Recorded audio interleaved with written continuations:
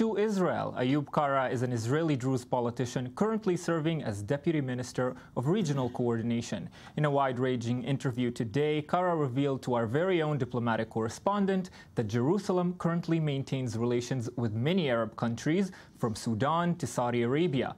And joining me now to discuss in further detail is Eli Hohenberg, who met him today. Good evening, Eli. Good evening, Ayman. Well, Eli, this is something we discussed last week as well, strengthening ties between Israel and Arab countries. It used to be a secret, not such a secret anymore, and today you have an update on that for us. Yes, well, if we need yet another proof that history repeats itself, that we can view one of the main themes of the upcoming Jewish holiday of Purim, not out of love to Mordechai, but out of hate to Haman. And if we're looking at the current situation in the Middle East, so this is definitely the case. Many Arab countries, namely a part of the Saudi coalition, want to get closer with Israel, not necessarily because they love Israel, but because they very, very much hate Iran. And it seems that the ramifications of Netanyahu's harsh opposition to the nuclear deal weren't so bad after all, because we see many Arab countries reaching out to Israel. They try to connect Jerusalem in order to renew relations. So let's hear what Eyob Kara, the Deputy Minister for Regional Cooperation, told us about the new reality in the Middle East. The Saudi group fighting, in this case, Iran, and of course fighting the fundamentalism and ISIS and all what we call it the extremes. But the important thing, they need it.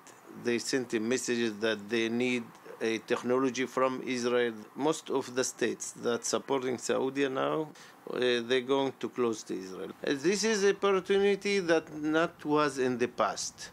Well, Eli, these contacts are already underway because just last week an Israeli minister visited the United Arab Emirates. Definitely. And before we get to that, the most crucial thing at this time and age is that the need of the Arab countries is bigger than the need of Israel to contact them. And this is why we see a new opportunity for Israel to change its position in the Middle East. And indeed, as you said, the energy minister, Yuval Steinitz, was in Abu Dhabi last week. The official reason was an energy convention, but we do know that this visit of him involved other aspects, diplomatic aspects, and Eyob Kara responded about that issue as well.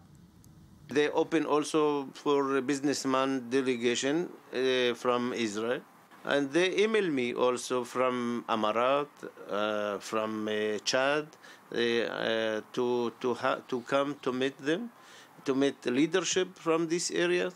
And Sudanese also, there are new messages, new voices that is not was in the past, very optimistic. I work now to open back all these states, but I'm very sorry that United States did not go with the same steps, with the same process, and help us in this situation. Well, this point, Ayman, is very much important. Sources tell us that that Washington is not too eager, to put it mildly, to see this connection between Israel and moderate Sunni Arab states in the region. The United States is in a very delicate situation, already renewed ties with Iran, wants to maintain its position as the ally of Saudi Arabia, and Israel getting closer to Saudi Arabia, meaning that Washington will be irrelevant in this regard. And this is, again, something Washington is trying to not sabotage, but does not encourage such a connection. And if we're talking about renewed connection in the Middle East, we cannot, of course, not mention Turkey. And according to Eyob Kara, we are only a few weeks away from an official renewal of ties. In a few weeks, maybe we could find ourselves finish the conflict with Turkish is important. I'm going to meet in a few days a delegation from Turkish, from the government. Here, they're going to invest in the Palestinian Authority. They want to bring here factories to help the Palestinian. Ali, yes, your well, last, sources tells us that the negotiations with Turkey are at the moment going in a very positive direction. The only problem remains is the lifting the blockade over the Gaza Strip, which is still a focal point that both sides cannot reach understandings. But we can definitely expect in the upcoming weeks or months to see the renewal of ties, because at the moment both sides are very satisfied with the pace and way the negotiations are heading. And Ali, this sounds very optimistic. Would you agree that the situation of connections between Israel and the Arab world are really headed in a new direction right now?